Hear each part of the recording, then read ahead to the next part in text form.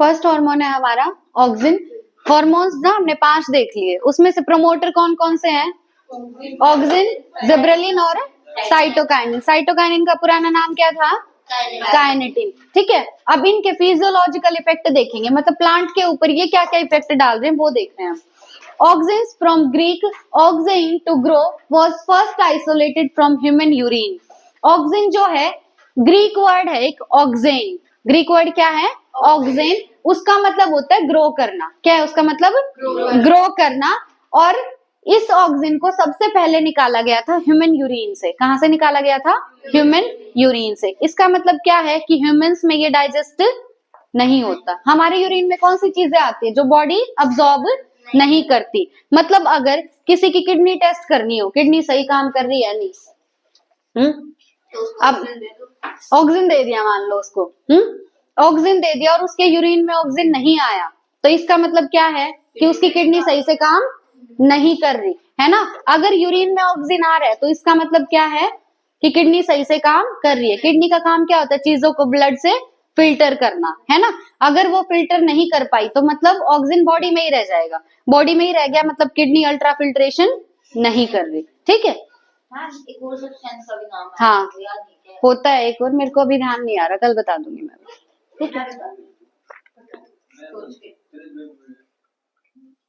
देखो ऑक्सिन जो है सबसे पहले कहां से निकाला था? ह्यूमन यूरिन से। The term auxin is applied to the indole 3 acetic acid and to other natural and synthetic compounds having certain growth regulating properties. जो ये टर्म ऑक्सिन है ये हम यूज करते हैं IAA के लिए। किसके लिए? IAA क्या था? Indole 3 acetic acid. ठीक है, इसी तरीके से जो ऑक्सिन है वो 2 टाइप के होते हैं, एक नेचुरल और एक सिंथेटिक। सिंथेटिक कौन से होते हैं? Man made. सिंथेटिक कौन से? Man made. तो ऑक्सिन 2 टाइप के, एक नेचुरल एक सिंथेटिक। ऑक्सिन हम किसके लिए बोल रहे हैं? IAA के लिए बोल रहे हैं। They are generally produced by the growing apices of the stems and roots from where they migrate to the regions of their action. अब ऑक्सिन बनता है रूट की टिप पे और शूट की टिप पे। ऑक्सिन कहाँ बनेगा? या यूं भी लिख सकते हैं रूट एपिक्स और शूट एपिक्स, वहां पे बनता है ऑक्सिन। उसके बाद ऑक्सिन को प्लांट की बॉडी में जहां भी काम करना है ना वहां पे वो माइग्रेट कर जाएगा। पर ऑक्सिन बनता कहाँ पे है? रूट टिप और शूट टिप पे। ठीक है, auxins like IAA and indole butyric acid have been isolated from plants. Plants से अब तक हमें क्या क्या मिला है? एक मिला है IAA और एक मिला है IBA। IAA क्या है? Indole 3 acetic acid. IBA क्या है? Indole butyric acid. ठीक है, NAA that is naphthalene acetic acid and 2,4-D that is 2,4-dichlorophenoxyacetic acid are synthetic auxin. बहुत इंपॉर्टेंट बात है, ऑक्सिन में NCERT ने 2 एग्जाम्पल दिए हैं नेचुरल ऑक्सिन के और 2 एग्जाम्पल दिए हैं सिंथेटिक ऑक्सिन के। नेचुरल ऑक्सिन 2 है हमारे पास, एक तो इंडोल 3 एसिटिक एसिड और एक indole butyric acid. Synthetic auxin भी 2 हैं, एक तो है NAA है नैप्थलीन एसिटिक एसिड। NAA क्या है? Naphthalene acetic acid. और एक है हमारे पास 2,4-D। क्या है? 2,4-D। 2,4-D बहुत ज्यादा इंपॉर्टेंट है क्योंकि ये एक वीडीसाइड है। क्या है ये? एक वीडीसाइड। वीडीसाइड मतलब वीड्स क्या होते हैं? जैसे हमने हमारे खेत में हमने हमारी फसल उगाई, ठीक है, उसके साथ साथ कुछ ऐसे प्लांट्स भी उग जाते हैं जिनकी हमें जरूरत नहीं है ना, उनको हमने उगाया, तो जो अनवांटेड प्लांट्स होते हैं उनको वीड बोलते हैं। उन वीड को हमें मारना पड़ेगा, है ना। तो वीड को मारने के लिए यूज होते हैं वीडीसाइड। वीडीसाइड में क्या आ जाएगा? 2,4-D। नाम क्या है? 2,4-डाइक्लोरोफिनॉक्सी एसिटिक एसिड। अब फिनोल किसको बोलते हैं? बेंजीन के ऊपर OHO, बेंजीन के ऊपर OHO, उसको क्या बोलते हैं? फिनोल, है ना। अब देखो ये फिनॉक्सी तो वहां से आया फिनोल से, एसिटिक हम पहले से बोलते यार हैं। अब क्लोरीन कितने लगाए हैं? 2। कौन कौन सी पोजीशन पे?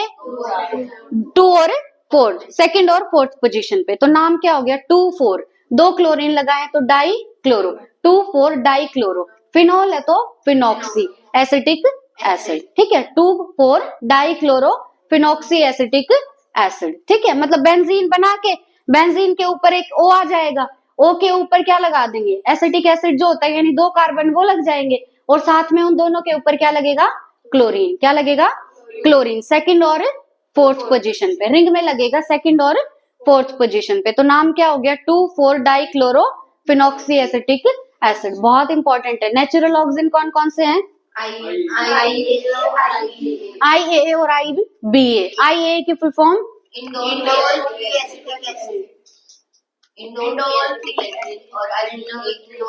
IBA क्या होगा, indole butyric acid. Synthetic oxygen कौन से हैं, NAA और 2,4-D। NAA की full form naphthalene acetic acid और 2,4-D 2,4 dichloro phenoxy acetic acid. ये है synthetic oxygen. All these oxygens have been used extensively in agricultural and horticulture practices। अब चाहे नेचुरल हो चाहे सिंथेटिक हो, इनका यूज हम करते हैं एग्रीकल्चर में और हॉर्टिकल्चर में। कहाँ कहाँ पे करेंगे यूज, एग्रीकल्चर में और हॉर्टिकल्चर में, चारों ऑक्सीजन का। ठीक है, उसके बाद they help to initiate rooting in stem cutting. अब ये बहुत इंपॉर्टेंट फंक्शन है, 4-5 फंक्शन देगा और पूछेगा इनमें से कौन कौन सा ऑक्सीजन कर सकता है। ठीक है, तो पहला ऑक्सीजन का काम क्या है, जो स्टेम कटिंग है। स्टेम कटिंग मतलब जैसे हम गन्ना नहीं उगाते हैं, स्टेम को काट के और फिर उगाते हैं उसको, तो उसके अंदर अब रूट बननी जरूरी है ना। तो रूट कौन बनवाएगा, ऑक्सीजन। कौन बनवाएगा रूट, ऑक्सीजन। की हमने स्टेम काटा था और वो स्टेम अब हमें उगाना है, तो उस स्टेम कटिंग के अंदर रूट इनिशिएशन का काम करेगा ऑक्सीजन। ठीक है, दूसरा क्या है, an application widely used for plant propagation. अब स्टेम कटिंग हम किसके लिए यूज करते हैं, प्लांट प्रोपगेशन के लिए, प्लांट्स को उगाने के लिए। तो उसमें रूट्स इनिशिएट करवाता है oxygen. Oxygen promote flowering. Oxygen किसको प्रमोट करता है, फ्लावरिंग को प्रमोट करता है। किस किस के अंदर, पाइनएप्पल्स के अंदर। ठीक है, तो पाइनएप्पल्स के अंदर अगर हमें फ्लावरिंग करानी है तो कौन सा हार्मोन डालोगे, ऑक्सीजन डालोगे। They help to prevent fruit and leaf drop at early stages but promote the abscission of older mature leaves and fruits. बहुत इंपॉर्टेंट बात है कि अगर पेड़ के ऊपर कोई फ्रूट या लीफ कच्चा है, अभी पका नहीं है, पूरे तरीके से मेच्योर नहीं हुआ है, तो ऑक्सीजन उसको पेड़ पर से गिरने नहीं देगा। और अगर कोई चीज पेड़ से गिर रही है ना, तो उसको एब्सिशन बोलते हैं। क्या बोलते हैं, एब्सिशन। तो ऑक्सीजन क्या कर रहा है, लीफ का और फ्रूट का एब्सिशन रोक रहा है, लेकिन सिर्फ तब रोकेगा जब वो इमेच्योर है। अभी लीफ और फ्रूट अगर पूरे तरीके से पका नहीं है तो ऑक्सीजन उन्हें गिरने नहीं देगा। लेकिन अगर कोई फ्रूट या लीफ ओल्ड हो चुका है, मेच्योर है, तो उसके गिरने में भी हेल्प करेगा कौन है, ऑक्सीजन। ये बहुत इंपॉर्टेंट लाइन है, क्योंकि लोग सिर्फ ये समझते हैं कि हमें पता है ऑक्सीजन क्या एक इनहिबिटर है ऑक्सीजन इनहिबिटर नहीं, ऑक्सीजन एक इनहिबिटर नहीं है। और इनहिबिटर्स का काम होता है एब्सिशन कराना। इनहिबिटर्स का काम क्या होता है, एब्सिशन कराना। तो हमें ऐसा लगता है कि ऑक्सीजन एब्सिशन नहीं कराता होगा, लेकिन हम सोचते हैं कि ऑक्सीजन एब्सिशन को प्रिवेंट करता है। ऑक्सीजन एब्सिशन को क्या करता है, प्रिवेंट। हम सिर्फ ये सोचते हैं, लेकिन ये एब्सिशन को प्रिवेंट करेगा सिर्फ तब जब फ्रूट और लीफ क्या है, मेच्योर नहीं है, इमेच्योर। जब फ्रूट और लीफ इमेच्योर है यानी यंग है, तब ये प्रिवेंट करेगा एब्सिशन को। एब्सिशन को क्या करेगा, प्रिवेंट, मतलब उनको गिरने नहीं देगा। सॉरी, भावनाएं समझो, भावनाएं। ठीक है, गिरने नहीं देगा उनको। लेकिन अगर प्लांट के ऊपर कोई फ्रूट या कोई लीफ अगर ओल्ड हो चुकी है यानी मेच्योर हो चुकी है, उसकी अब कोई जरूरत नहीं है, तो उसके एब्सिशन में ऑक्सीजन हेल्प करेगा। तो ऐसा नहीं है कि ऑक्सीजन एब्सिशन नहीं कराता, ऑक्सीजन एब्सिशन कराता है, बस यंग का नहीं कराएगा। यंग वालों को तो रोक के रखेगा कि कहीं ये गिर ना जाए, पर जो पुराने हो गए उनके गिरने में हेल्प करेगा। तो ऑक्सीजन एब्सिशन में हेल्प करता है, पर ओल्डर पार्ट्स की।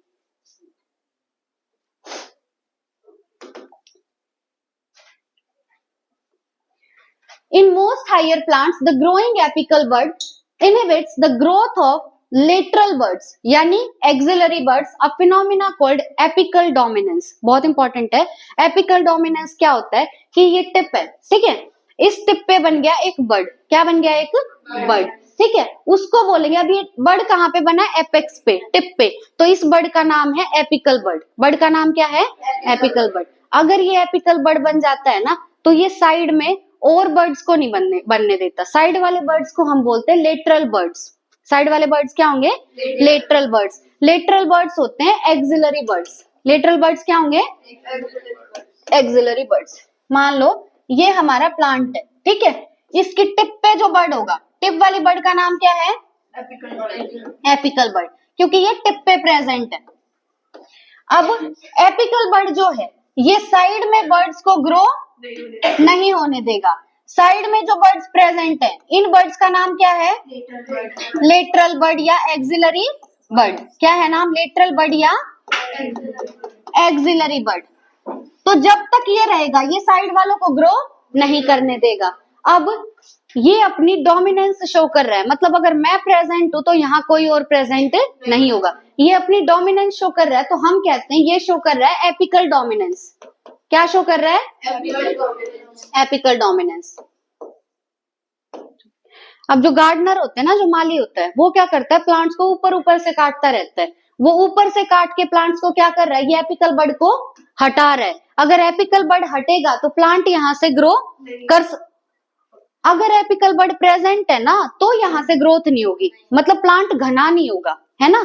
अगर हमने एपिकल बर्ड को हटा दिया तो अब प्लांट घना हो जाएगा, नीचे से वो ये बर्ड ग्रो कर सकते हैं ना। अब जब एपिकल बर्ड था तो वो इन बर्ड्स को ग्रो नहीं करने दे रहा था। अब तुमने यहाँ से काट दिया इसको, तो एपिकल बर्ड हटा दिया, तो ये वाले बर्ड अब ग्रो कर सकते हैं। तो अब प्लांट साइड में बहुत ज्यादा ग्रो कर जाएगा और प्लांट घना हो जाएगा, ठीक है। तो जो गार्डनर है वो किसको कट करता है?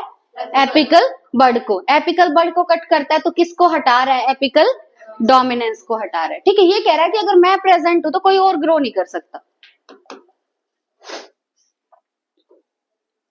रिमूवल ऑफ शूट टिप्स, इसको बोलते हैं डीकैपिटेशन। तो गार्डनर क्या करता है? डीकैपिटेशन करता है, मतलब वो शूट की टिप को हटा देता है। शूट की टिप को हटा के वो कौन सी प्रोसेस कर रहा है? Decapitation. Usually results in the growth of lateral buds. अगर गार्डनर ने डीकैपिटेशन कर दिया, मतलब शूट की टिप को हटा दिया, तो अब लेटरल बर्ड्स ग्रो कर जाएंगे। लेटरल बर्ड ग्रो करेंगे तो अब प्लांट नीचे से घना हो जाएगा, ठीक है। It is widely applied in T plantations, hedge making. अब जो ये काम करते हैं, डीकैपिटेशन का जो काम है ये किया जाता है एक तो टी प्लांटेशन में, जो चाय के बागान होते हैं ना, वहां पे किया जाता है ये काम, और दूसरा हेज मेकिंग में, ठीक है। कहाँ पे यूज होगा? टी प्लांटेशंस में, और दूसरा हेज मेकिंग में। क्या यूज होगा? डीकैपिटेशन। डीकैपिटेशन मतलब removal of shoot tip. Shoot tip क्यों हटा रहे हैं? एपिकल बर्ड को हटाने के लिए, ठीक है। वो नहीं बनाते हैं जो तुमने पार्क में देखा होगा, साइड में जो होते हैं प्लांट्स होते हैं जो बाउंड्री फॉर्म करते हैं। अब उसके बाद देखो, auxins also induce parthenocarpy. Parthenocarpy सुना है पहले कभी? सीडलेस। हाँ, पार्थिनोकार्पिक फ्रूट क्या होते हैं? सीडलेस फ्रूट, मतलब ऐसे फ्रूट जिनमें सीड प्रेजेंट नहीं होता। तो ऑक्सिन इंड्यूस करता है पार्थिनोकार्पी। ऑक्सिन किसको इंड्यूस करता है? पार्थिनोकार्पी को। अच्छा, एपिकल डोमिनेंस इन्होंने दिखाया नहीं, लेकिन प्लांट एपिकल डोमिनेंस शो कर रहा है ऑक्सिन की वजह से। किसकी वजह से? ऑक्सिन की वजह से। क्यों? क्योंकि शूट की टिप में क्या प्रेजेंट था? एपिकल बर्ड तो था, हाँ। शूट की टिप में ऑक्सिन था, और ऑक्सिन की वजह से ही शूट की टिप शो कर रही थी एपिकल डोमिनेंस, ठीक है। अब हमने शूट टिप को काट दिया तो हमने ऑक्सिन को वहां से हटा दिया, ठीक है। तो पहला रोल तो आ गया एपिकल डोमिनेंस में। दूसरा है ऑक्सिन इंड्यूस कर सकता है पार्थिनोकार्पी, जैसा कि एग्जाम्पल आ गया टोमेटो, ठीक है। पार्थिनोकार्पी 12th में अच्छे से पढ़ेंगे। यहाँ बस ये ध्यान रखो, जो सीडलेस फ्रूट होते हैं ना, ऐसे फ्रूट जिनमें सीड प्रेजेंट नहीं होते, उनको हम पार्थिनोकार्पी से बनाते हैं। किससे बनाते हैं? पार्थिनोकार्पी से बनाते हैं, ठीक है। तो पार्थिनोकार्पी से कौन सा फ्रूट बनाया गया है? टोमेटो। क्या बनाया गया है? टोमेटो। अब पार्थिनोकार्पी इंड्यूस कौन सा हार्मोन कर सकता है? ऑक्सिन हार्मोन, ठीक है। They are widely use as herbicides. Auxin का यूज हम हर्बिसाइड की तरह भी कर सकते हैं। हर्बिसाइड मतलब हर्ब्स को मारने वाला। हर्बिसाइड में एग्जाम्पल क्या आ जाएगा? 2,4-D, widely used to kill dicot weeds, does not affect mature monocot plants। अब एक खेत है, मान लो उस खेत के अंदर कुछ मोनोकोट प्लांट्स हैं, और मोनोकोट प्लांट्स बहुत मैच्योर हो चुके हैं, पर उनके साइड में कुछ वीड प्रेजेंट, और वो वीड है डाइकोट। वीड क्या है? डाइकोट। तो हमें मारना किसको है? मोनोकोट को या डाइकोट को? डाइकोट को। तो उस डाइकोट को मारने के लिए हम यूज करेंगे 2,4-D का। ये डाइकोट्स को मार देगा पर मोनोकोट को कुछ भी नहीं होने देगा, ठीक है। Auxin control xylem differentiation and help in cell division. Xylem differentiation को भी ऑक्सिन कंट्रोल करता है। जाइलम डिफरेंशिएशन मतलब जाइलम में डिवीजन, देखो ये जाइलम डिफरेंशिएशन को कंट्रोल कर रहा है ना। अब डिफरेंशिएशन का मतलब क्या है कि डिवीजन बंद हो जाना, लेकिन उसमें अगर डिवीजन हम चाहते कि चलता रहे। ऑक्सिन क्या है? ग्रोथ प्रमोटिंग हार्मोन है ना। अगर तुम्हें ग्रोथ करवानी है तो डिवीजन चलता रहना चाहिए या बंद हो जाना चाहिए? चलता रहना चाहिए। तो ऑक्सिन क्या करता है? जाइलम डिफरेंशिएशन को कंट्रोल करता है कि वो डिवीजन वहां पे चलता रहे, ठीक है। दूसरा क्या आ जाएगा? Help in cell division. और क्या काम है ऑक्सिन का? सेल डिवीजन में हेल्प करना। अब फटाफट एक बार मेरे को इसके काम बता दो शुरू से। देखो पूछती हूँ मैं तुमसे, ऑक्सिन जो है वो कितने टाइप के देखे हमने? दो, नेचुरल और सिंथेटिक। नेचुरल में कौन कौन से हैं? सिंथेटिक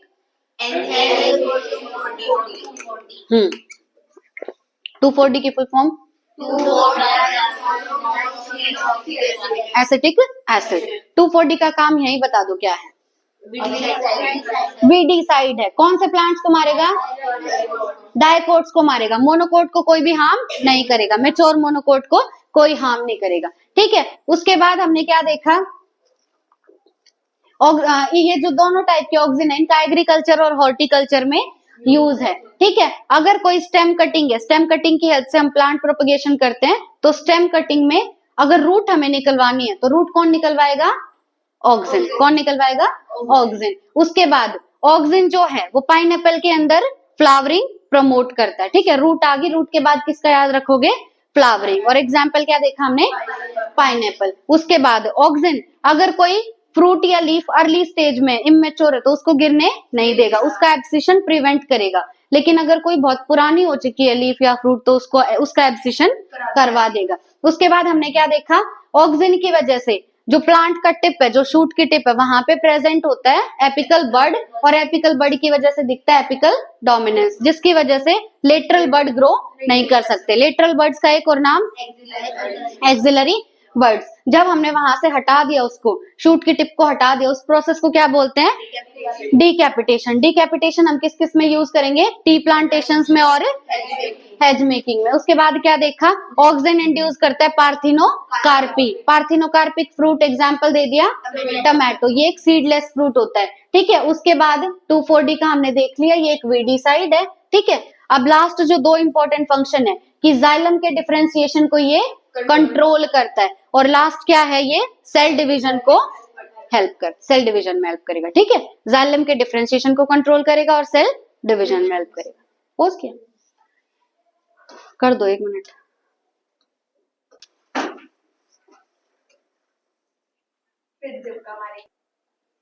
एक बार ना एपिकल डोमिनेंस का डायग्राम देखो। A plant with apical bud intact. Intact का मतलब होता है ऐसे का ऐसा, है ना। तो ये जो प्लांट है इसमें एपिकल बड क्या है? इंटेक्ट, मतलब निकाला नहीं है अभी। बी जो प्लांट है, a plant with apical bud removed, note the growth of lateral bud into branches after decapitation. देखो यहाँ पे जो लेटरल बड थे उनकी ग्रोथ नहीं हुई थी, फिर हमने कर दिया डीकैपिटेशन। डीकैपिटेशन कर दिया तो लेटरल बर्ड्स की ग्रोथ होनी शुरू हो गई। देखो यहाँ से ये निकली है ना एक ब्रांच, ये लेटरल बड से निकली है। ये कब निकली है? जब हमने डीकैपिटेशन कर दिया। डीकैपिटेशन मतलब removal of apical bud, shoot tip का रिमूवल कर दिया। नेक्स्ट हार्मोन है हमारे पास gibberellin. Gibberellins are another kind of promotory PGR. ये किस टाइप के पीजीआर हैं? प्रोमोटर टाइप के, मतलब ग्रोथ को प्रमोट करेंगे, ठीक है। There are more than 100 gibberellins reported from widely different organism such as fungi and higher plants. Fungi और हायर प्लांट्स से हमने लगभग 100 से भी ज्यादा जिब्रेलिन्स एक्सट्रैक्ट किए हैं, ठीक है, निकाल लें। They are denoted as GA1, GA2, GA3 and so on. अब जैसे जैसे डिस्कवर करते जा रहे हैं, जो सबसे पहले जिब्रेलिन निकाला उसका नाम रख दिया GA1, फिर जो निकला GA2, और यूं नाम रखते जा रहे हैं, ठीक है। However, zebralic acid यानी GA3 was one of the first zebralins to be discovered and remains the most intensively studied foam. लेकिन क्या कह रहा है कि जो सबसे पहले डिस्कवर किया गया था ना, उस जिब्रेलिन का नाम रखा था GA3। उसका नाम क्या रखा था? GA3, जिसको आज हम बोलते हैं जिब्रेलिक एसिड। जो सबसे पहले जिब्रेलिन डिस्कवर किया था वो था GA3, और सबसे ज्यादा जो स्टडीज हो रही है ना वो भी हो रही है GA3 के ऊपर, ठीक है। All GAs are acidic. अब नाम क्या है? Gibberellic acid. नाम क्या है? जिब्रेलिक एसिड, या इसको बोलो जिब्रेलिन। तो सारे नेचर में कैसे होंगे? Acidic. They produce a wide range of physiological responses in the plants. Plants में इनके बहुत सारे इफेक्ट्स हैं। Their ability to cause an increase in length of axis is used to increase the length of grapes stalks. Stalks क्या होती हैं? डंडिया, है ना। जो ग्रेप्स होते हैं ना, अंगूर, उनकी जो डंडियां होती है ना, उनको लंबा करने के लिए, अब जितनी लंबी डंडी होगी उतने ही ज्यादा अंगूर लगेंगे उसके ऊपर, है ना, उतने ही ज्यादा ग्रेप्स। तो उनकी जो स्टेम की लेंथ है, जो स्टॉक की लेंथ है, उसको बढ़ाने के लिए हार्मोन डाला जाता है जिब्रेलिन, ठीक है। तो हार्मोन, इसका जिब्रेलिन का पहला काम क्या है? लेंथ की, एक्सिस की जो लेंथ है उसको इंक्रीज करना, ठीक है। एक्सिस क्या है? जैसे वो ग्रेप्स के अंदर जो डंडी है ना, वही क्या है? उनकी एक्सिस। तो उसकी लेंथ को बढ़ाने का काम कौन करेगा? जिब्रेलिक एसिड या जिब्रेलिन, ठीक है। एग्जाम्पल पहला देख लिया हमने, ग्रेप्स। दूसरा है gibberellins cause fruits like apple to elongate and improve its shape. जो एप्पल होता है वो इलोंगेट हो सके, मतलब थोड़ा सा बड़ा और लंबा एप्पल हो सके, और साथ में उसकी शेप भी इम्प्रूव हो सके। इसमें भी हेल्प करेगा कौन? जिब्रेलिक एसिड, ठीक है। तो दो फ्रूट देखें अब तक, पहला ग्रेप्स और दूसरा एप्पल। ग्रेप्स में तो जो उसकी स्टॉक है उसकी लेंथ बढ़ाएगा जिब्रेलिन, और जो एप्पल है उसकी शेप और साथ में उसको थोड़ा इलोंगेट करेगा, है ना, साइज और शेप दोनों। They also delay senescence. अब जो जिब्रेलिन है ये भी क्या है? Growth promoter. ग्रोथ प्रमोटर है, तो ये भी सेनेसेंस को यानी एजिंग को प्रिवेंट करेगा, उसको रोकेगा कि प्लांट जल्दी से बूढ़ा ना हो, है ना, एजिंग ना हो उसमें जल्दी से, वो भी रोकेगा कौन? जिब्रेलिक एसिड, ठीक है। तो सेनेसेंस को डिले करता है, लेट करवा देता है। Thus the fruits can be left on the tree longer so as to extend the market period. अब मान लो कि कोई फ्रूट बना पेड़ के ऊपर, अब अगर वो बहुत जल्दी पक जाएगा और बहुत जल्दी नीचे गिर जाएगा, तो ऐसे कितने सारे फ्रूट्स की हम सप्लाई करेंगे, है ना।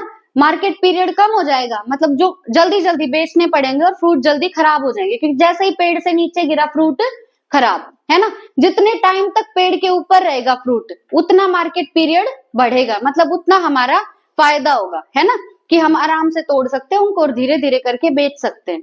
तो जिब्रेलिन हेल्प करता है कि फ्रूट ज्यादा से ज्यादा टाइम तक पेड़ पे रहे, है ना, मतलब उसकी सेनेसेंस को ये डिले करता है। अब सेनेसेंस को डिले कर दिया तो इससे मार्केट पीरियड बढ़ गया, ज्यादा देर तक फ्रूट पेड़ पे ही रहेगा। GA3 is used to speed up the malting process in brewing industry. Brewing industry क्या होता है? जो अल्कोहल वगैरह बनाई जाती हैं या जो ड्रिंक्स बनाई जाती हैं, वहां पे सीरियल्स का, मतलब माल्ट्स जो होते हैं, माल्ट सुना है तुमने? तुम लोगों ने तो सुना होगा, 12th वालों ने तो। मतलब फर्मेंटेशन भी किया जाता है जैसे अल्कोहल बनाने के लिए। साथ में क्या होता है? जैसे सीरियल्स होता है ना, अनाज, इसी तरीके से माल्ट होता है, ठीक है। तो उनसे बनाए जाते हैं अल्कोहलिक ड्रिंक्स या बेवरेजेस बनाए जाते हैं। तो उसमें भी हेल्प करेगा कौन? जिब्रेलिन। जिब्रेलिन का काम क्या है? ये माल्टिंग प्रोसेस को स्पीड अप कर देता है, मतलब जो माल्ट से हम अल्कोहल वगैरह बना रहे हैं, तो उस प्रोसेस को ये क्या कर देगा? स्पीड अप कर देगा, उसकी स्पीड बढ़ा देगा उस काम की, ठीक है। तो पहला काम तो क्या देखा जिब्रेलिन का? ग्रेप्स में, है ना, ग्रेप्स की उसने स्टॉक बढ़ा दी थी। दूसरा काम हमने देखा एप्पल में, उसकी शेप और साइज इंप्रूव कर दिया। तीसरा हमने देखा सेनेसेंस को डिले कर देता है, जिससे पेड़ ज्यादा टाइम तक पेड़ के ऊपर ही रहेगा, पेड़ कह रही हूँ, फ्रूट।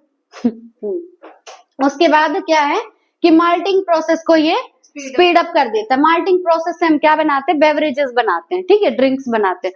उसके बाद क्या है? Sugarcane. Sugarcane stores carbohydrate as sugar in their stem. जो शुगर केन होता है ना, गन्ना, उसके स्टेम में शुगर स्टोर होती है। क्या स्टोर होती है? शुगर स्टोर होती है उसके स्टेम में। और शुगर क्या है? एक कार्बोहाइड्रेट, ठीक है। Spraying sugarcane crop with gibberellins increases the length of the stem, thus increasing the yield by as much as 20 tons per acre। देखो, अगर तुमने शुगर केन का जो फील्ड है, जो खेत है, वहां पे अगर जिब्रेलिन छिड़क दिया, जिब्रेलिन का स्प्रे कर दिया, तो उससे जो हर एक स्टेम है ना, उसकी लेंथ बढ़ जाएगी। अब इस स्टेम के अंदर क्या प्रेजेंट है? कार्बोहाइड्रेट यानी शुगर। स्टेम में क्या प्रेजेंट है? शुगर। एक तो इतना लंबा गन्ना और एक बहुत लंबा गन्ना हो तो शुगर का प्रोडक्शन ज्यादा किसमें होगा? जिसकी लेंथ ज्यादा होगी, है ना। तो जिब्रेलिन छिड़कने की वजह से जो प्रोडक्शन है, जो यील्ड है, वो बढ़ गया लगभग 20 टन पर एकड़। पर एकड़ जो है उसमें कितना कितना ज्यादा मिलेगा हमें शुगर? 20 टन ज्यादा मिलेगा, ठीक है। मतलब गन्ना ज्यादा मिलेगा 20 टन। अब गन्ने में क्या है? शुगर है, ठीक है। शुगर केन के बाद spring juvenile conifers with GAs hastens the maturity period thus leading to early seed production। अब अगर एक जुवेनाइल कॉनिफर है, जुवेनाइल का मतलब क्या बताया था?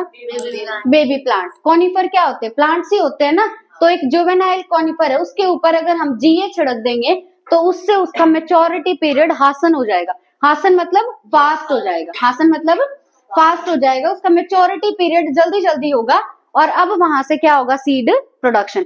कोई एक बेबी प्लांट था, उस पे हमने जिब्रेलिन डाल दिया, उसका मेच्योरिटी पीरियड अब जल्दी जल्दी होगा, तो छोटे से प्लांट से बड़ा प्लांट बहुत जल्दी बन जाएगा, ठीक है। तो नेक्स्ट एग्जाम्पल हमने देखा कॉनिफर्स का। कॉनिफर्स में अगर जुवेनाइल प्लांट से हमें सीड प्रोड्यूस करवाना है, जल्दी से प्लांट बनाना है, तो कौन सा हार्मोन छिड़केंगे?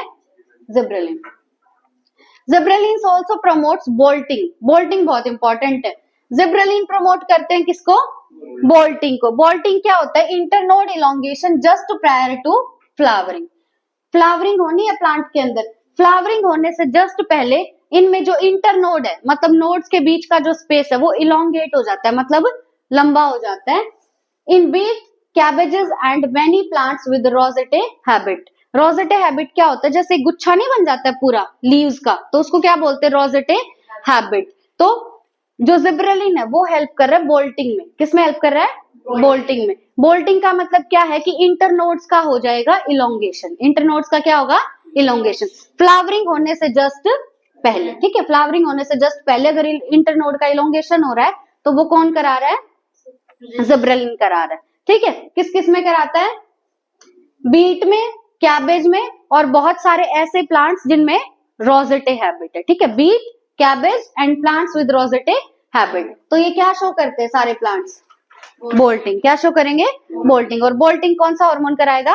जिब्रेलिन कराएगा, ठीक है। रोको एक मिनट, बस बस बस। साइटोकाइनिन हो गया ना? साइटोकाइनिन है नेक्स्ट हार्मोन हमारा। Cytokinins have specific effects on cytokinesis and were discovered as kinetin. इसको जब डिस्कवर किया था तो इसका नाम क्या दिया था? काइनेटिन दिया था। क्या बोलते हैं इसको? N6 परफ्यूराइल अमाइनो प्यूरिन बोलते हैं ना। ये क्या है? एक प्यूरिन है ना। और मॉडिफाइड फॉर्म है किसकी? एडेनिन की। और एडेनिन क्या है? एक नाइट्रोजनस बेस है। कौन सा नाइट्रोजनस बेस है? प्यूरिन। क्या है?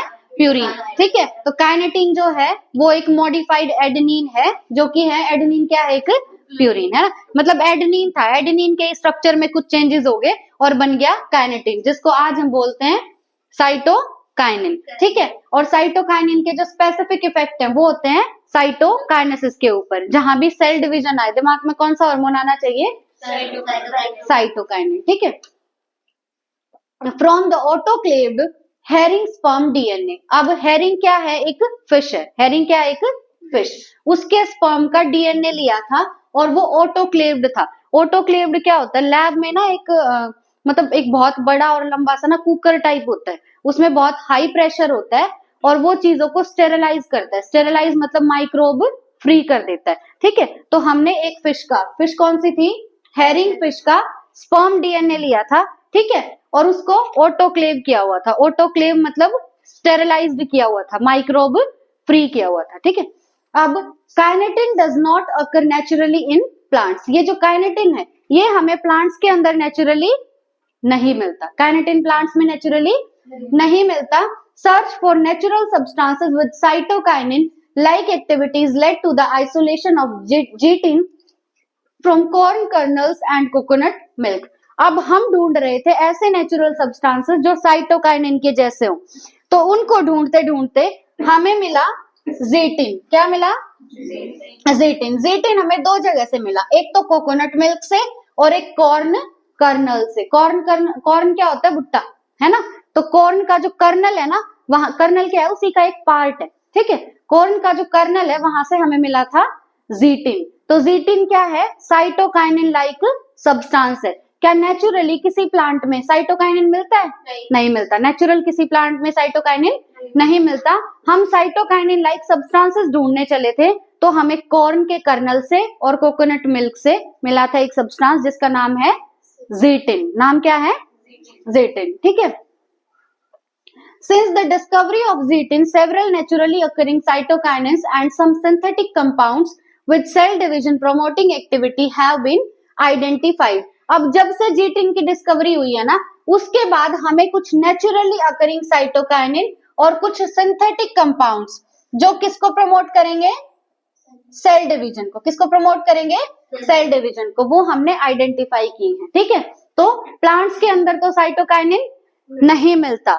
उसके बाद हम साइटोकाइनिन लाइक सब्सटेंसेस ढूंढने चले, हमें मिला जीटिन। कहां से मिला जीटिन?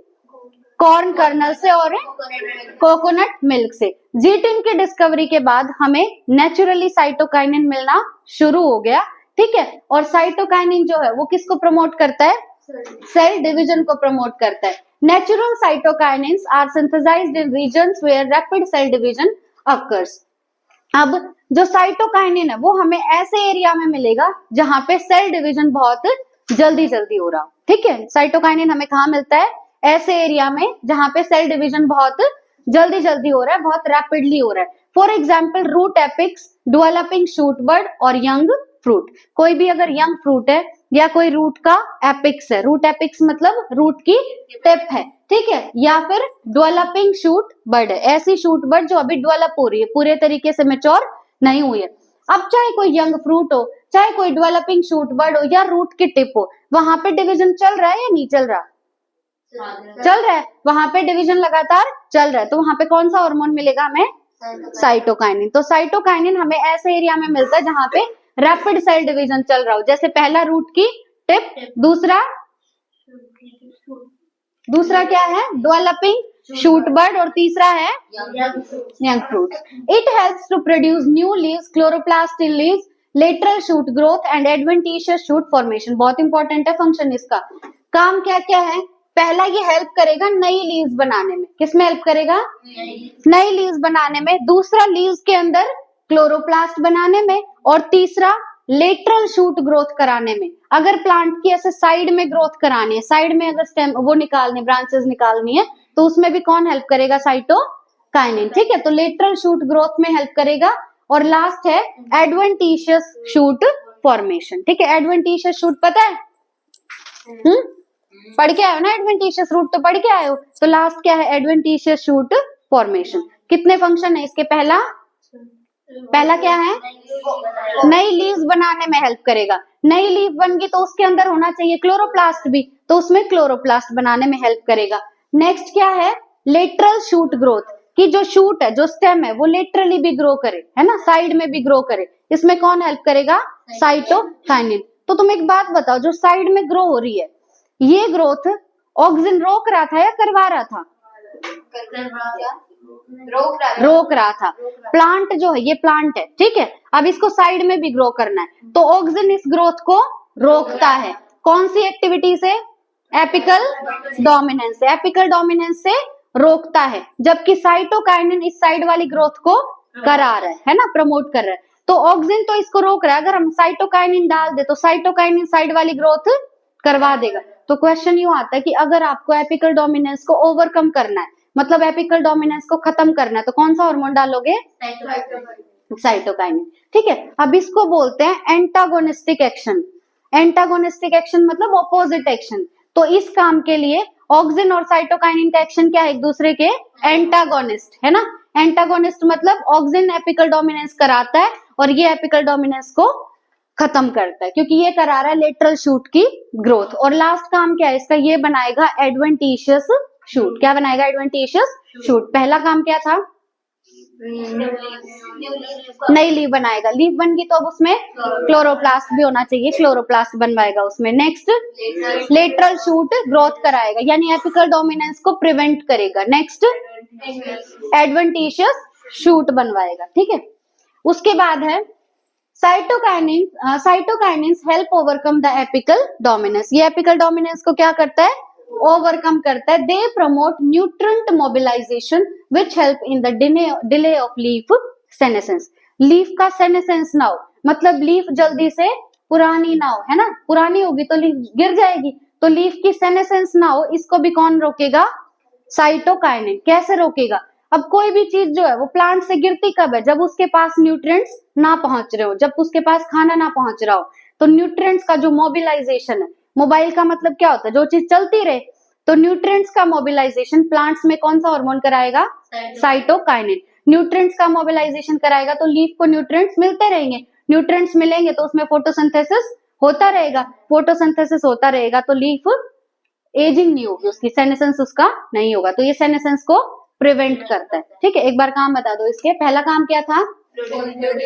नई लीव्स बनाएगा, उसमें क्लोरोप्लास्ट बनाएगा, लेटरल शूट ग्रोथ कराएगा, मतलब एपिकल डोमिनेंस को रोकेगा। नेक्स्ट एडवेंटिशियस शूट बनाएगा, और लास्ट क्या है? ये वाला जो बताया, ये तो हो गया न्यूट्रिएंट्स का मोबिलाइजेशन। न्यूट्रिएंट्स का मोबिलाइजेशन तो प्रिवेंट करेगा एजिंग को, लीव्स की एजिंग नहीं होने देगा। ठीक है,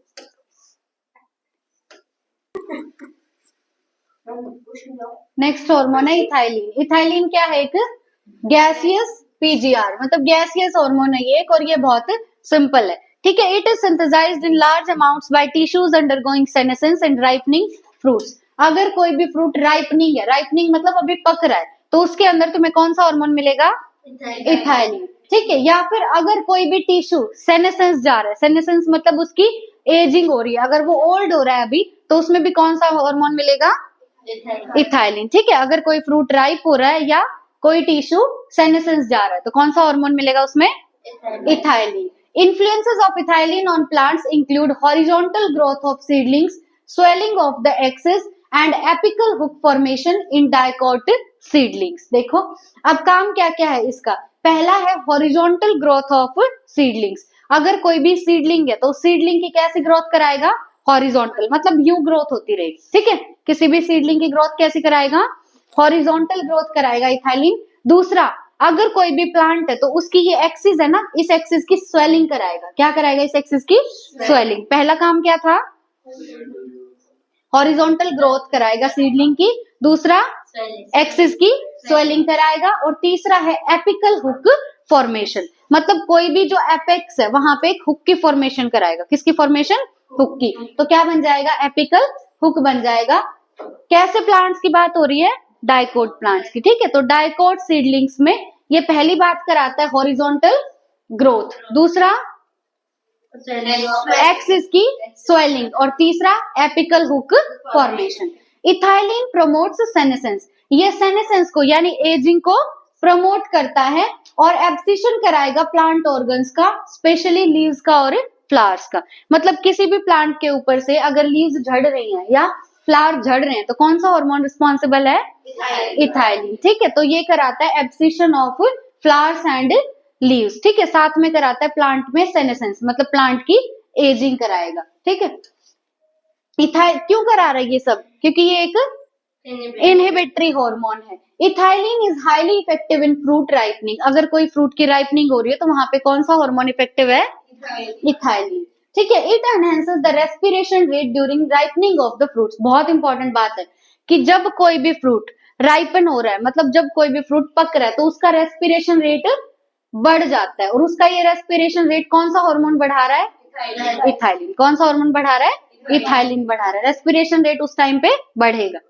this rise in rate of respiration is called respiratory climatic. जब कोई भी फ्रूट पक रहा है तो उसका रेस्पिरेटरी रेट बढ़ गया, और ये जो रेस्पिरेटरी रेट बढ़ गया, इस प्रोसेस को बोलते हैं रेस्पिरेटरी क्लाइमेटिक। क्या बोलेंगे? रेस्पिरेटरी क्लाइमेटिक बोलेंगे। Ethylene breaks seed and bud dormancy. ये क्या करता है? कोई भी सीड अगर है या कोई भी बड अगर है तो उसकी डॉर्मेंसी तोड़ देता है। डॉर्मेंसी तोड़ने का मतलब क्या है? जब तक कोई भी सीड डॉर्मेंट है तो वो उगेगा नहीं, है ना। डॉर्मेंट है तो उसमें जर्मिनेशन नहीं होगा। अब कोई भी सीड था, वो डॉर्मेंट था, मतलब उग नहीं रहा था, अभी तुमने इथाइलिन डाल दिया तो उसकी डॉर्मेंसी टूट गई, अब वो जर्मिनेट करना शुरू कर देगा। ठीक है, तो कोई भी सीड हो या बर्ड हो, सीड डॉर्मेंसी तोड़ने के लिए इथाइलिन डालो। ये इनिशिएट करता है जर्मिनेशन इन पीनट सीड्स। जो पीनट होता है ना, पीनट के सीड्स में अगर तुम्हें जर्मिनेशन को शुरू कराना है, मतलब अगर जर्मिनेशन तुम्हें इनिशिएट कराना है, तो कौन सा हार्मोन डालोगे? इथाइलिन। दूसरा है स्प्राउटिंग ऑफ पोटैटो ट्यूबर्स। अब जो पोटैटो होता है, पोटैटो में क्या होते हैं? ट्यूबर होते हैं। उन ट्यूबर्स का अगर तुम्हें कराना है स्प्राउटिंग, स्प्राउटिंग क्या होता है? जैसे हम सुबह वो नहीं कराते हैं घर पे, क्या स्प्राउट कराते हैं? चने। हाँ, जो भी चने स्प्राउट कराते हैं हम, तो इसी तरीके से अगर तुम्हें पोटैटो ट्यूबर को स्प्राउट कराना है, तो कौन सा हार्मोन डालोगे? इथाइलिन। ठीक है, मतलब ये क्या कर रहा है? डोरमेंसी को तोड़ रहा है। पहला एग्जाम्पल क्या देखा? पीनट, पीनट के जो सीड्स हैं, अगर उनका जर्मिनेशन कराना है तो हार्मोन डालेंगे इथाइलिन। अगर तुम्हें पोटैटो ट्यूबर की स्प्राउटिंग करानी है तो कौन सा हार्मोन डालोगे? Ethylene. Ethylene promotes rapid internode या petiole elongation in deep water rice plants. ऐसे प्लांट्स, ऐसे राइस प्लांट जो डीप वाटर में मिलते हैं, उनका अगर तुम्हें इंटरनोड का इलोंगेशन कराना है या पेटियोल का इलोंगेशन कराना है। पेटियोल क्या होती है? जो पत्ता होता है, जो नई लीफ। हाँ, वेरी गुड। जो स्टॉक होती है ना लीफ की, जो डंडी होती है, उसको क्या बोलते हैं? पेटियोल बोलते हैं। तो अगर तुम्हें इस पेटियोल का इलोंगेशन कराना है या इंटरनोड का इलोंगेशन कराना है, कौन से प्लांट में? राइस प्लांट में। कौन से प्लांट में? राइस प्लांट में। और वो राइस प्लांट अगर डीप वाटर में मिल रहे हैं, तो वहां पे अगर इंटरनोड का इलोंगेशन कराना है पेटियोल का, तो डालेंगे हार्मोन इथाइलिन। ठीक है, नेक्स्ट है इट हेल्प्स लीव्स या upper part of the shoot. सबसे ज्यादा फंक्शन ना इसी के है। ठीक है, इट हेल्प्स लीव्स या upper part of the shoot to remain above water. अब कोई भी प्लांट अगर है और हम चाहते हैं कि उसकी जो लीव्स है या अपर पार्ट है, स्टेम से ऊपर ऊपर का पार्ट है, अगर वो पानी के ऊपर ही रहे, तो उसमें भी कौन हेल्प करेगा? इथाइलिन। कौन हेल्प करेगा? इथाइलिन। की ये स्टेम है, इसके ऊपर क्या है? लीव्स है और दूसरे पार्ट है, ये पानी के ऊपर ही रहने चाहिए, पानी के अंदर नहीं आने चाहिए, तो हार्मोन हेल्प करेगा ethylene. Ethylene also promotes root growth and root hair formation. ये किस किस में हेल्प करेगा? पहला रूट की ग्रोथ में, दूसरा रूट पे हेयर बनाएगा। जैसे ये रूट है, इस रूट से क्या निकलते? हेयर। क्यों निकलते? ताकि ये पानी का अब्जॉर्प्शन ज्यादा से ज्यादा कर सके, है ना। तो रूट की लेंथ बढ़ाने में और साथ में रूट पे हेयर बनाने में हेल्प करेगा ethylene hormone, thus helping the plant to increase their absorption surface. अगर किसी रूट पे रूट हेयर प्रेजेंट होंगे तो उसका अब्जॉर्प्शन का जो सरफेस एरिया है वो बढ़ जाएगा ना। जैसे इंटेस्टाइन में हम विलाई पढ़ते हैं तो सरफेस एरिया बढ़ जाता है। रूट पे अगर रूट हेयर प्रेजेंट होंगे तो उसका सरफेस एरिया भी बढ़ जाएगा फॉर अब्जॉर्प्शन। एक बार यहां तक के फंक्शन बताओ भाई साहब। देखो, पहला क्या था? मिलेगा कहाँ पे ये हमें? ऐसे टिश्यूज में जिनकी एजिंग हो रही है ना, और एक राइपनिंग फ्रूट्स में मिलेगा। नेक्स्ट क्या था? जो डाइकोट सीडलिंग है, डाइकोट सीडलिंग की हॉरिजॉन्टल ग्रोथ कराता है, उसकी एक्सिस की स्वेलिंग कराता है, और साथ में एपिकल हुक फॉर्मेशन करवाता है। उसके बाद कोई भी प्लांट ऑर्गन है, उससे अगर लीव्स या फ्रूट्स झड़ रहे हैं तो उसमें भी कौन हेल्प कर रहा है? इथाइलिन। सेनेसेंस में, एजिंग में भी इथाइलिन हेल्प करता है। नेक्स्ट क्या है? हाँ, जब भी फ्रूट राइपन हो रहा है तो उस टाइम पे उसका रेस्पिरेटरी रेट बढ़ जाएगा। इसको क्या बोलेंगे? Respiratory climatic. ये कौन से हार्मोन की वजह से होता है? इथाइलिन हार्मोन की वजह से होता है। नेक्स्ट, अगर हमें किसी भी सीड की या बड की डोरमेंसी तोड़नी है, हम चाहते हैं कि वो जर्मिनेट कर जाए, तो कौन सा हार्मोन डालेंगे? इथाइलिन हार्मोन डालेंगे। ठीक है, एग्जाम्पल हमने देखा था पीनट सीड्स के अंदर, और एक देखा था अगर हमें पोटैटो ट्यूबर की स्प्राउटिंग कराने तो भी हार्मोन डालेंगे इथाइलिन। उसके बाद क्या था कि अगर कोई डीप वाटर राइस प्लांट है और उसके अंदर हमें इंटरनोड का या पेटियोल का इलोंगेशन कराना है तो भी हार्मोन डालेंगे इथाइलिन। हम चाहते हैं कि कोई भी प्लांट है उसका जो अपर पार्ट है या उसकी जो लीव्स है वो पानी के ऊपर ही रहे, तो भी कौन सा हार्मोन डालेंगे? इथाइलिन। ठीक है, रूट की ग्रोथ या रूट हेयर फॉर्मेशन अगर करवानी है तो भी हार्मोन डलेगा इथाइलिन। उसके बाद ethylene is used to initiate flowering and for synchronizing fruit set in pineapples. अगर हमें पाइनएप्पल के अंदर फ्लावरिंग करानी, पाइनएप्पल और कहीं देखा हमने? कहाँ पे देखा था? ऊपर तो देखा था, कौन से हार्मोन में देखा था?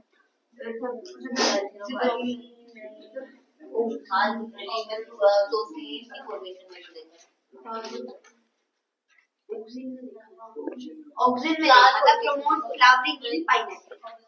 ऑक्सिन में अब देखो फ्लावरिंग के लिए ना दो हार्मोन आ गए हमारे पास, और एग्जाम्पल भी कौन सा है, पाइनएप्पल। पाइनएप्पल में अगर तुम चाहते हो फ्लावरिंग हो तो तुम ऑक्सिन भी डाल सकते हो और तुम इथाइलिन भी डाल सकते हो। इंपॉर्टेंट है बात, ठीक है। पाइनएप्पल ऑक्सिन में भी आ रहा है और इथाइलिन में भी, फ्लावरिंग इनिशिएट करने के लिए। अगर तुम्हें पाइनएप्पल का फ्रूट सेट सिंक्रोनाइज करना है, सिंक्रोनाइज मतलब जैसे एक पाइनएप्पल यहाँ एक पाइनएप्पल यहाँ, तो इसके ऊपर एक सेट बन जाए पूरा फ्रूट्स का, उसमें कौन सा हार्मोन हेल्प करेगा, इथाइलिन, ठीक है। तो पाइनएप्पल में फ्लावरिंग कराने के लिए और फ्रूट्स का जो सेट बन रहा है प्लांट के ऊपर, उसको सिंक्रोनाइज करने के लिए, एक अच्छी अरेंजमेंट बन सके, कौन सा हार्मोन हेल्प कर रहा है, इथाइलिन, ठीक है। उसके बाद है it also induces flowering in mango, ये मैंगो के अंदर भी फ्लावरिंग को इंड्यूस करता है। तो इथाइलिन में दो फ्रूट आ रहे हैं तुम्हारे पास फ्लावरिंग के लिए, एक तो पाइनएप्पल और एक मैंगो। दोनों में अगर फ्लावरिंग कराने कौन सा हार्मोन डालोगे, इथाइलिन, ठीक है। पाइनएप्पल भी और मैंगो भी। Since ethylene regulates so many physiological processes, it is one of the most widely used PGR in agriculture. Question बनता है कि एग्रीकल्चर में सबसे ज्यादा कौन सा हार्मोन यूज किया जाता है, इथाइलिन। सबसे ज्यादा कौन सा हार्मोन यूज होगा, इथाइलिन यूज होगा। The most widely used compound at source of ethylene is ethephon. अब इथाइलिन का भी हम कौन सा सोर्स यूज करते हैं, इथिफोन। इथाइलिन का कौन सा सोर्स यूज करते हैं, इथिफोन यूज करते हैं। Ethephon is an aqueous solution. Ethephon क्या है, एक एक्वस सोल्यूशन है। Is readily absorbed and transported within the plant and releases ethylene slowly. Ethephon के अंदर होता है इथाइलिन, इथिफोन के अंदर क्या है, इथाइलिन है। और इथिफोन है क्या, एक एक्वस सोल्यूशन। इथिफोन क्या है, एक एक्वस सोल्यूशन है। प्लांट्स इसको बहुत जल्दी एब्जॉर्ब कर लेते हैं, और प्लांट्स जब इसको एब्जॉर्ब कर लेंगे तो अब प्लांट के अंदर धीरे धीरे रिलीज होगा इथाइलिन। क्या रिलीज होगा, इथाइलिन। अब ये ना रीडली और स्लोली पे खेल जाते हैं, यहाँ पे स्लोली दे देंगे और यहाँ पे रीडली। तो प्लांट्स इसको एब्जॉर्ब तो करता है बहुत जल्दी, पर प्लांट्स के अंदर ये रिलीज होता है इथाइलिन बहुत धीरे धीरे, है ना, स्लोली रिलीज होता है। Ethephon hastens fruit ripening in tomatoes and apples and accelerates abscission in flowers and fruits, thinning of cotton, cherry, walnut. देखो इथिफोन क्या करेगा, टोमेटो और एप्पल के अंदर फ्रूट की राइपनिंग को जल्दी जल्दी करवाता है। अगर हमें टोमेटो में और एप्पल में हम चाहते जल्दी फ्रूट पक जाए तो कौन सा हार्मोन डालेंगे, इथिफोन डालेंगे, और इथिफोन फिर रिलीज करता है इथाइलिन। साथ में ये इथिफोन क्या करेगा, फ्लावर्स के और फ्रूट्स के एब्सिशन को भी प्रमोट कर देता है कि जल्दी से वो पेड़ से नीचे गिर जाए। इसको भी कौन प्रमोट करेगा, इथिफोन, ठीक है। अब इसमें फ्रूट्स में क्या क्या आ गया, थिनिंग ऑफ कॉटन, नेक्स्ट है चेरी और नेक्स्ट है वॉलनट। कौन सा हार्मोन रिस्पॉन्सिबल है इसके लिए भी, इथाइलिन, जो रिलीज हो रहा है बाय इथिफोन। तो इथाइलिन भी हम सबसे कॉमन जो सोर्स यूज कर रहे हैं इथाइलिन का, वो क्या है, इथिफोन। इथिफोन को प्लांट बहुत जल्दी अब्सॉर्ब कर लेता है, पर फिर वो रिलीज करेगा इथाइलिन बहुत स्लोली स्लोली रिलीज करेगा। और इथिफोन जो है वो क्या है, एक एक्वस सोल्यूशन है। इथिफोन को अगर हमें फ्रूट जल्दी जल्दी पकाना है तो कौन से दो के लिए यूज कर सकते हैं, एप्पल के लिए और टमाटो के लिए। साथ में ये उनका एब्सिशन भी बहुत जल्दी जल्दी कराएगा कि जल्दी वो पेड़ से नीचे गिर जाए, ठीक है। अब एब्सिशन में क्या आ जाएगा, थिनिंग ऑफ कॉटन, चेरी और वॉलनट। क्या क्या है, पहला थिनिंग ऑफ कॉटन, दूसरा चेरी और तीसरा वॉलनट, ठीक है। It promotes female flowers in cucumbers thereby increasing the yield। जो कुकुम्बर होते हैं ना,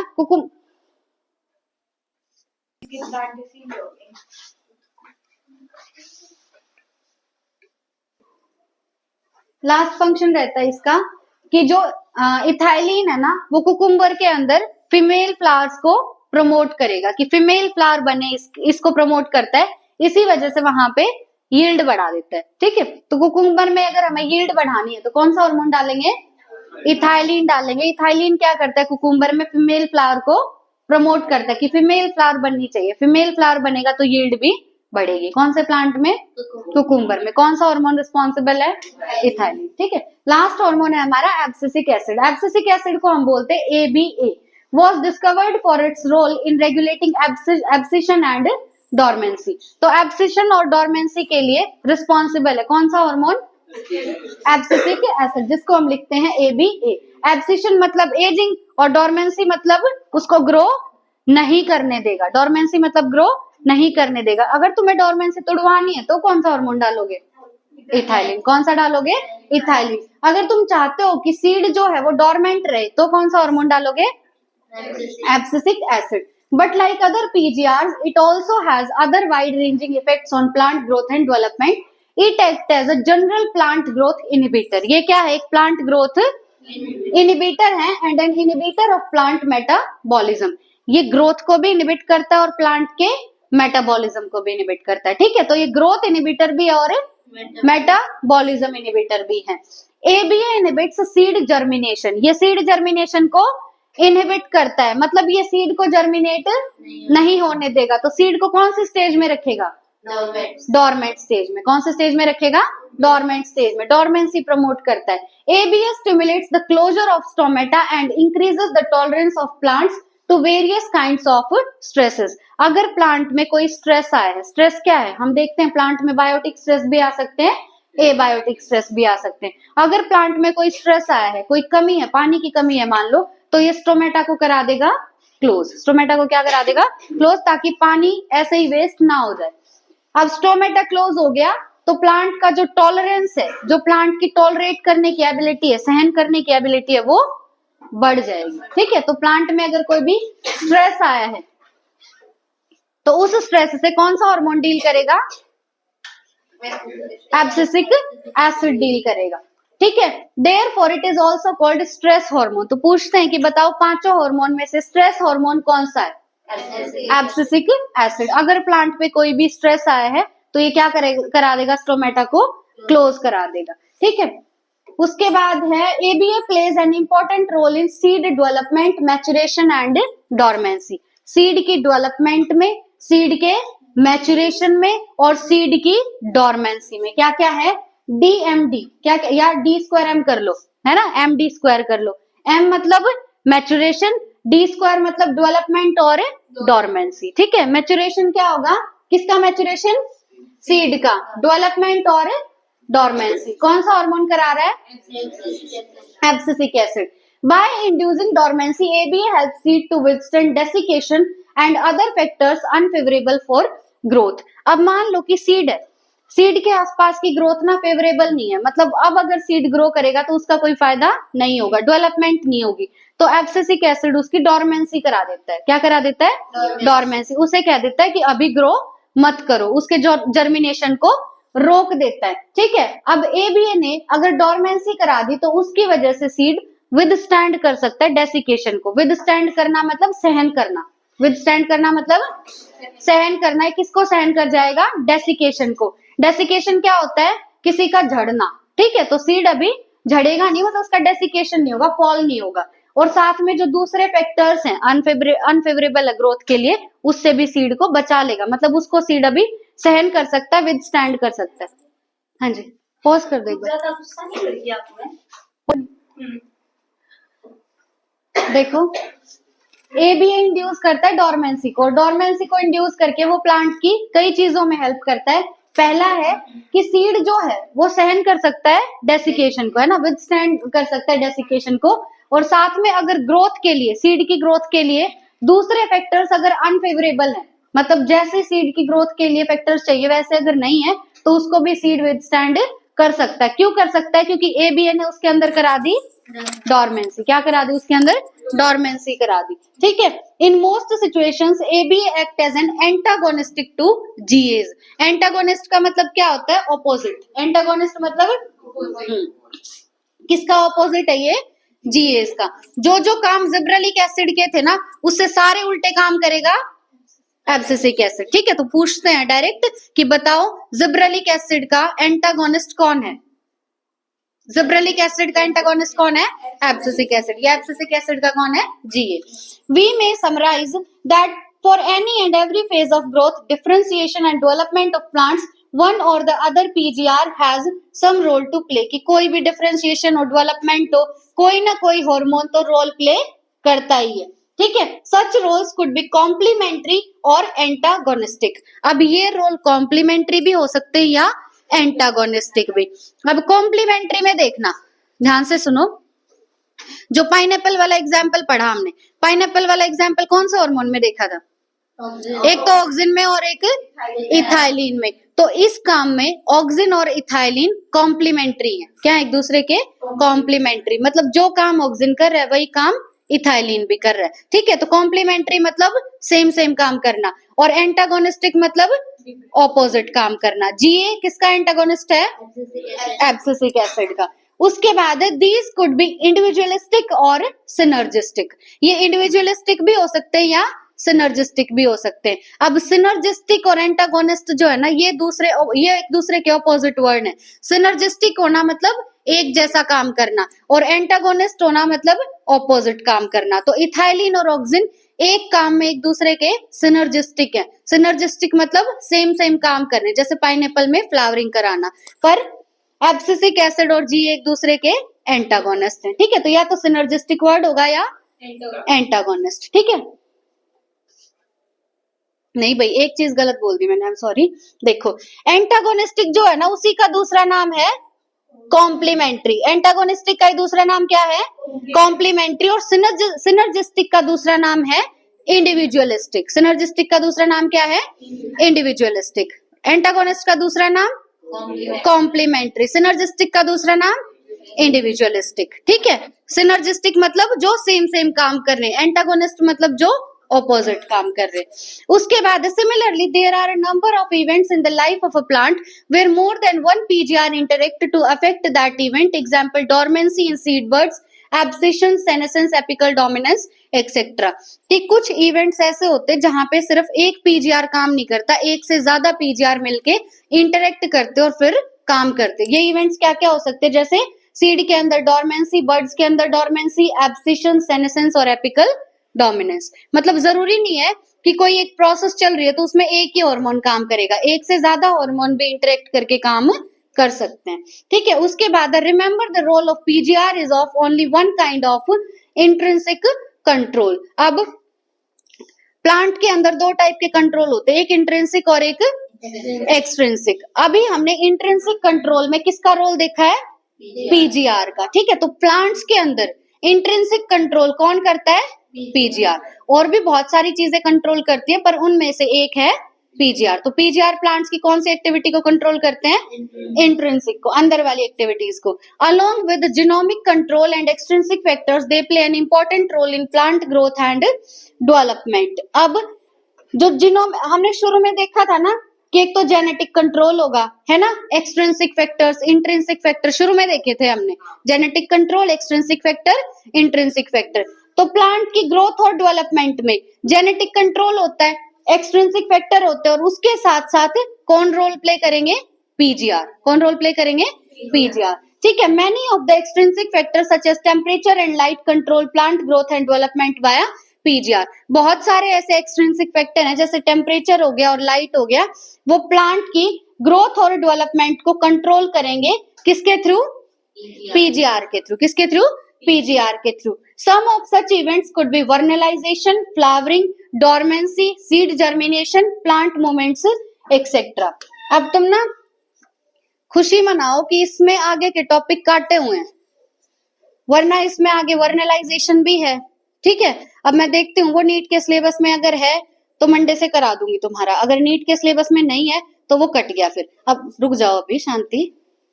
देखो एक है तुम्हारे पास वर्नलाइजेशन। क्या है? वर्नलाइजेशन। वर्नलाइजेशन क्या होता है कि हार्मोन डाल के अगर हम फ्लावरिंग करा रहे हैं तो वो क्या होगा? वर्नलाइजेशन। ठीक है, पूरा टॉपिक है पुरानी एनसीईआरटी में। है पुरानी किसी के पास?